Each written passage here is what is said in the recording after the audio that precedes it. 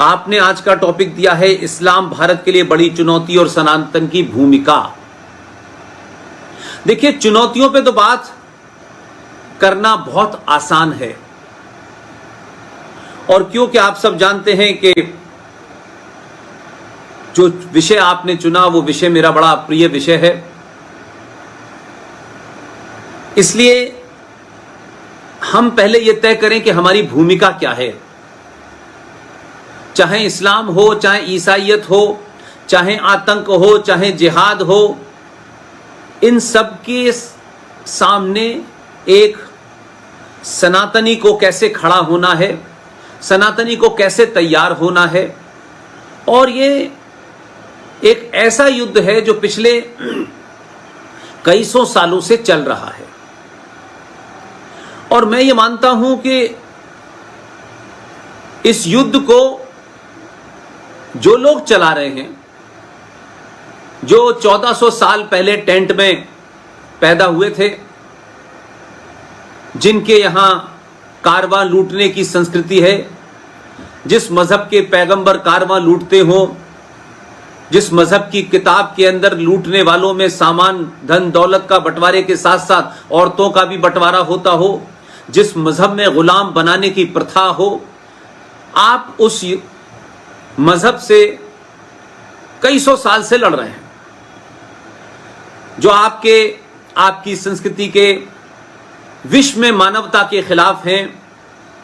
جن کی کتاب یہ کہتی ہو کہ ان کے علاوہ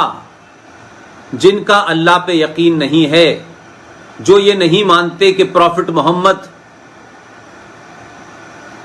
جناب آخری پیغمبر ہیں، وہ دھرتی پہ انہیں رہنے کا ادھیکار نہیں ہے۔ اس لیے قرآن مجید کی سورہ نمبر 100 آیت نمبر 5 میں صاف صاف لکھا ہوا ہے کہ جہاں بھی مشرک کا ارتھ ہے جو لوگ مورتی پوجا کرتے ہیں، جہاں بھی مشرک ملے آپ کو اس کا قتل کرنے کا حق ہے۔ اس سے اللہ خوش ہوگا، آپ کے پروفٹ خود خوش ہوں گے، اور آپ کو جو اللہ میاں نے ایک اوپر بار بنایا ہوا ہے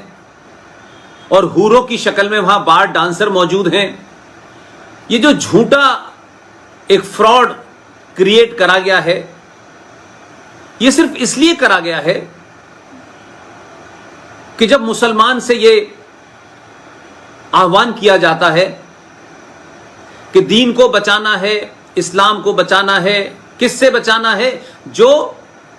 تمہارے اللہ اور پروفٹ کو نہ مانتا ہو۔ تو اگر تم ان سے لڑتے لڑتے مارے گئے تو تمہیں اوپر جنت ملے گی، اور جیسا کہ میں نے کہا کہ ہر آدمی حوروں کا مطلب نہیں سمجھتا ہے، وہاں حوریں ملیں گی یا نہیں، بہت خوبصورت عورتیں ملیں گی، وہاں شراب کی ندیاں بہہ رہی ہوں گی۔ اب وہاں نہ تو شراب کی کمپنی چلانے وجے مالیہ موجود ہے، اور وہاں کون سی خوبصورت عورت ملیں گی یہ بھی مجھے پتا نہیں ہے۔ لیکن جس مذہب میں عورت اور دولت کے علاوہ کوئی بات ہی نہ ہو، وہ مذہب نہیں ہو سکتا، وہ گروہ ہو سکتا ہے، وہ لٹیروں کا گروہ ہو سکتا ہے، وہ ہتھیاروں کا گروہ ہو سکتا ہے، وہ مکاروں کا گروہ ہو سکتا ہے۔ لہذا عجیب کنٹرڈکشن ہے کہ اسلام میں شراب منع ہے، یہ کتاب میں لکھا ہے، یہ بتاتے ہیں، اللہ جانے کہاں لکھا ہے۔ تو جب تک زندہ تھے تب تک تو شراب پینا حرام ہے، اور اگر آپ کافر کو ماریں، ہندو کو ماریں، کرسچن کو ماریں، آپ پارسی کو ماریں، سکھ کو ماریں، جین کو ماریں، بودھ کو ماریں، اور اگر مارتے مارتے آپ کی موت ہو جائے تو اللہ میاں آپ کو 72 کم سے کم خوبصورت عورتیں دے گا،